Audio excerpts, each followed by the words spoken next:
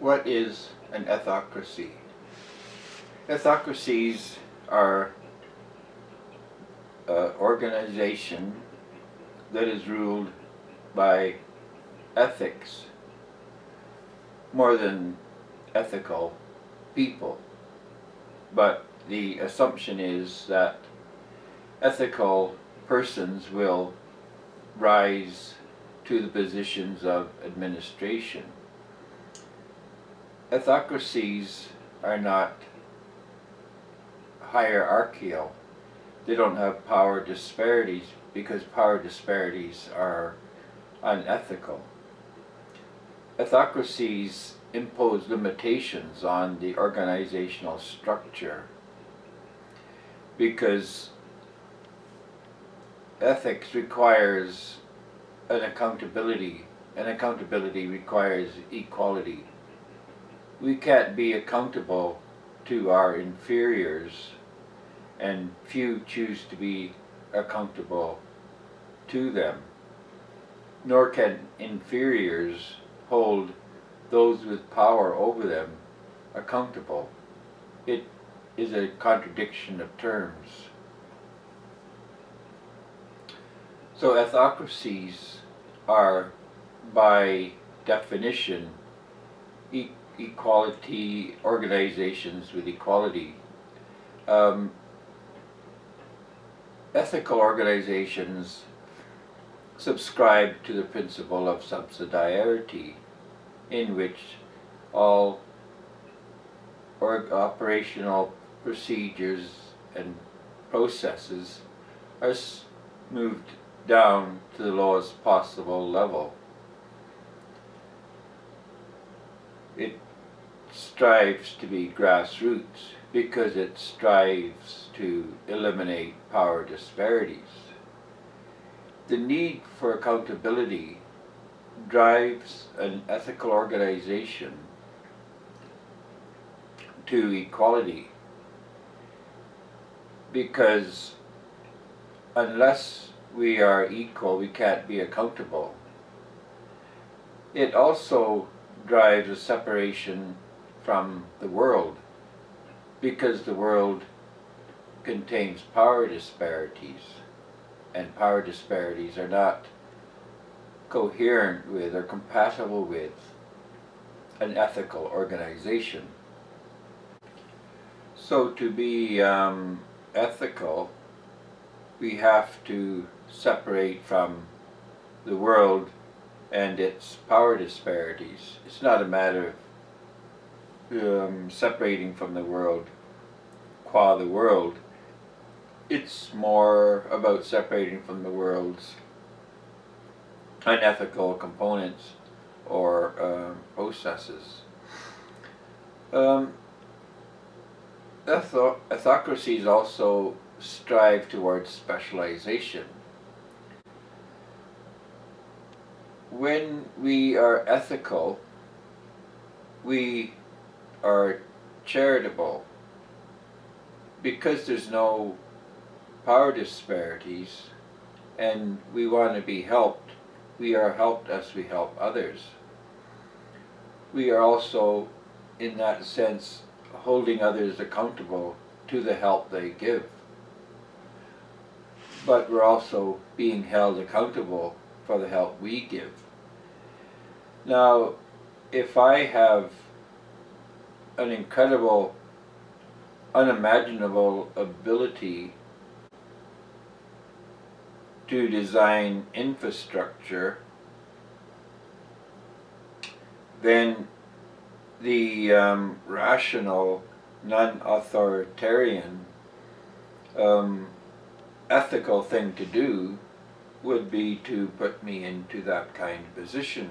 Not because I can make more money for a individual or a corporation, but for the society in which I am, for the community. It makes sense from a community standpoint. So if I know a young lady has a great facility as an artist, and the community needs needs good artists. The sensible thing to do would be to encourage her artistic work and to promote this in the community, because why would she be working as a dental assistant, for example, if she has an unseen or unknown facility to make art? All human progress is created from two things. The first is an idea conceived in the mind of an individual, and the second is that idea being transported and put it into the community, where it creates specialization. All progress and productivity increases come from these two factors: the idea and the ability to specialize. And the idea itself is a conception of a way to specialize.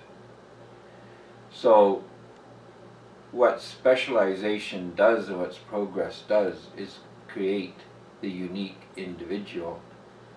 And we are in a church, or meant to be in a church, and in communities at least. Mankind cannot function as modular, identical parts. The society doesn't work in a functional sense, and the human being can't function on a very high level doing everything himself. Our needs, physical needs, are such that we either have to live in a very, very primitive way, in a very benign or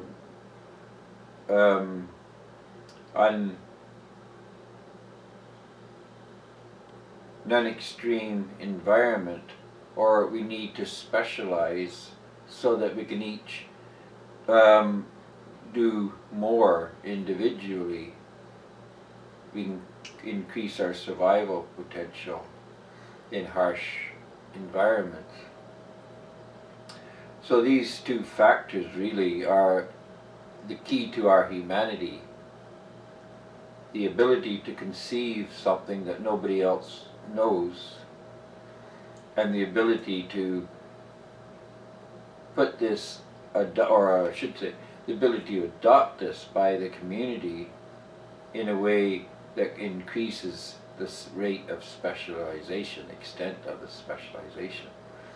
And that is the key to the ethical community and to the idea of an ethocracy. An ethocracy, then, is a community that has a high degree of individual innovation and leading to a high degree of specialization. And it does this by allowing itself to be flattened administratively and reducing the power disparities. In dealing with ethocracies, the first step is understanding how these are established. While regular or conventional organizations can be made more ethical, it's very difficult and indeed impossible to have ethocracy in a conventional organization with power disparities. The organizational philosophy of an ethocracy is to reduce and indeed eliminate these power disparities. They're not compatible with the structure of an ethocracy. So the best way to go about it is to start from the ground, from the flattest organizational structure, which is actually no real structure at all. Let's say we start with an anarchist framework or anarchist foundation. So there is basically no organization, we have individuals. So the idea is for individuals to come together into an ethocracy. We've called this exchanges elsewhere. An exchange is the physical manifestation or the organizational manifestation of an ethocracy. So people come together because in some degree they're specialized. Just their physical separation means each can do something slightly different, even if it means moving a heavy load. Each person carries a different part of the object to be moved, or a different part of the weight. But this isn't what we normally mean by specialization. So the idea of coming together is so that each person can do some part of the overall work. The classical description of this is, of course, Adam Smith's in The Wealth of Nations, where he talks about the making of pins and the specialization that goes into the manufacture of even a simple thing like a pin. And by this we mean safety pin, or he meant. So specialization also assumes there's a common element to the work that's being done. People come together to make a pin. If one comes to make a pin and one comes to make dog meat and another comes to make curtains, this specialization exists, but it's not really what we are aiming for. Not to discount this, but it's to make an ethocracy in a systematic way. It is the individual job that needs to be specialized. So it's more of based on a collaboration. And while there's collaboration in each person specializing in distinct trades, the greater collaboration is in each trade being subdivided into different specialities. As in, for example, a car factory. Each person doesn't make his or her own car. So we can start with a plumbing exchange, and a plumbing exchange is simply the organizational structure that is utilized to develop and bring into being an ethocracy. So we're going to talk about a plumber's exchange here. So let's imagine 5 persons coming together, each as a plumber. Each has their tools and equipment and their customer base and so on. But there's economies of scale to be gained by an ethocracy, and there's specialization benefits that come from creating a collaborative organization. There are tools and equipment that may not be needed in a such a collaborative association or exchange. The plumbers each donate their commercial equipment and tools and so on to the exchange. The exchange is an accounting mechanism, or an account book, a ledger, in which all debits and credits are recorded. Basically it's a spiritual organization more than a physical one. The plumbers each gain credit for the assets that they've donated to the exchange. So if plumber A donates $1,000 of equipment, he gets 1,000 units of credit in the exchange. And plumber B, who donates $500 of assets, he gets 500 units of credits. So the assets are converted into equity and issued as preferred shares. And preferred shares is the representation of the equity in an exchange.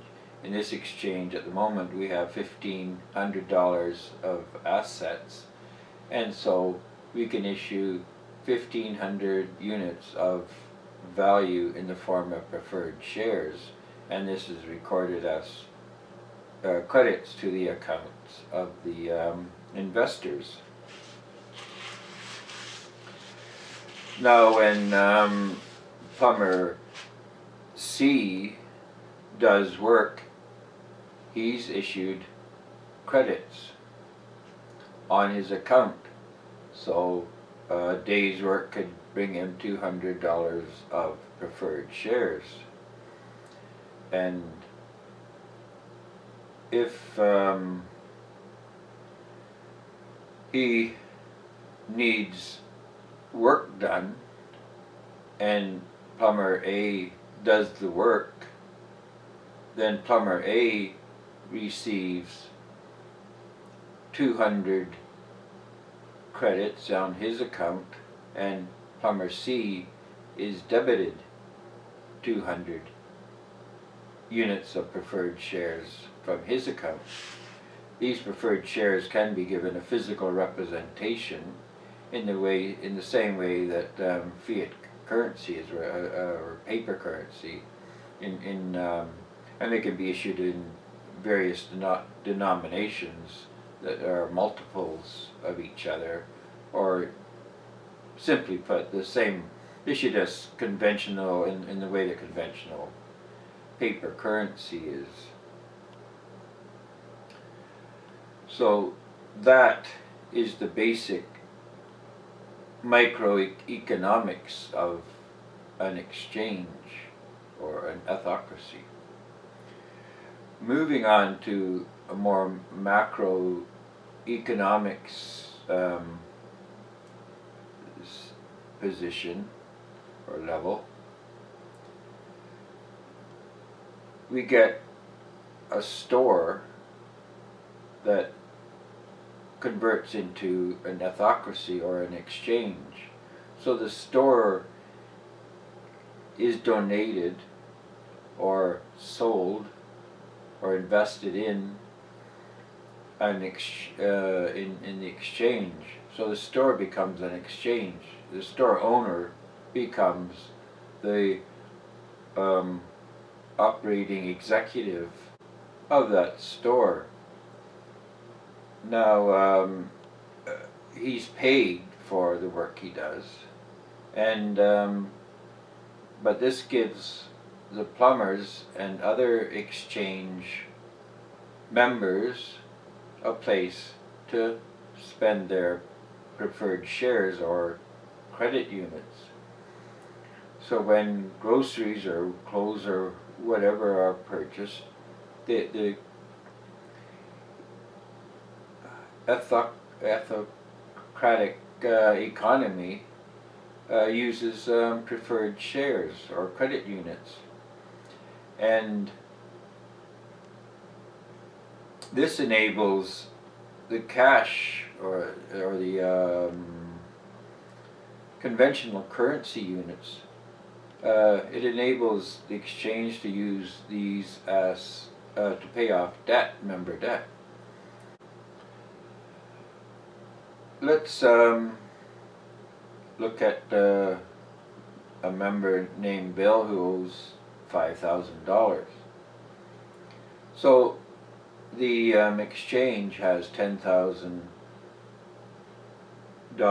cash on hand.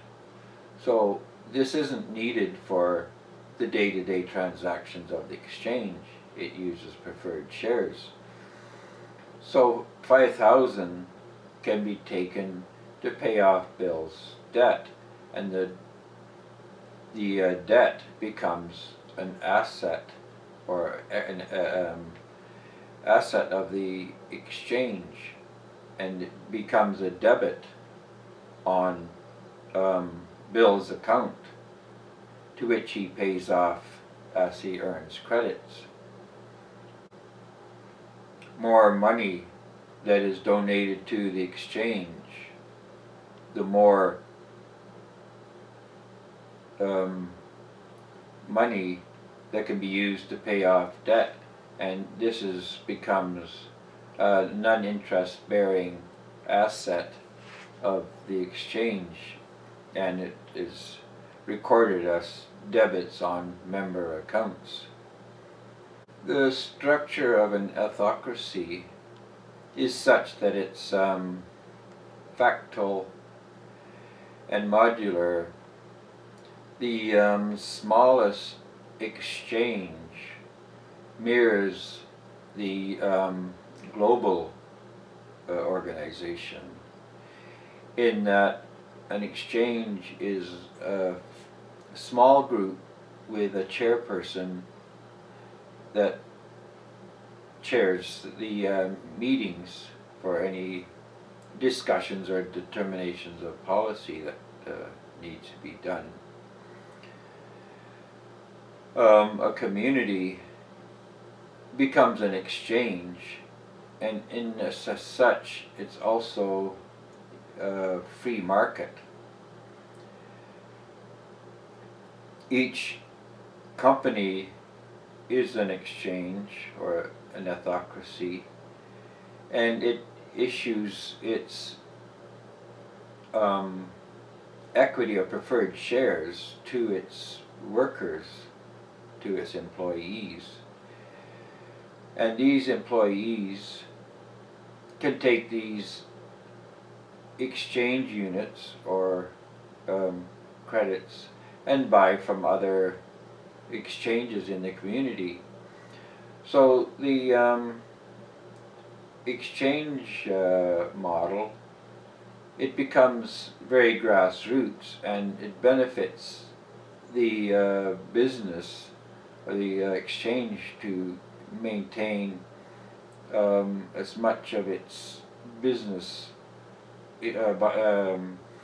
much of its transactions, buying and selling, within its own confines, some borders, if you like. So a community, it would tend to buy from locals, and there would be no reason not to buy from locals, because this keeps the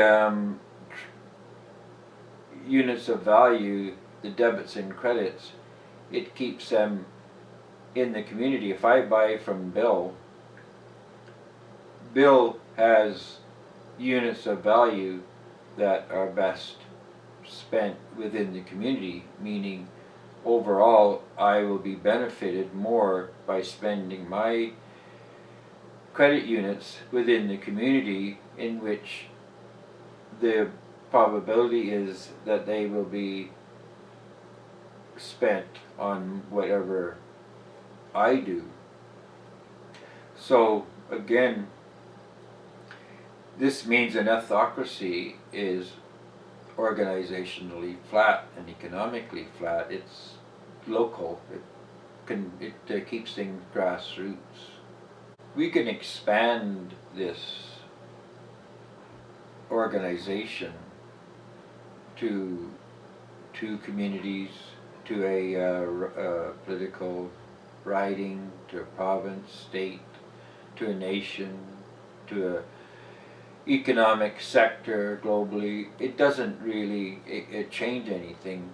If the exchange can work with 5 people, it can work with 5,000, it can work with 500,000, 5 million, or 5 billion, or whatever. The numbers aren't important. The thing to notice too is that an exchange is not dependent on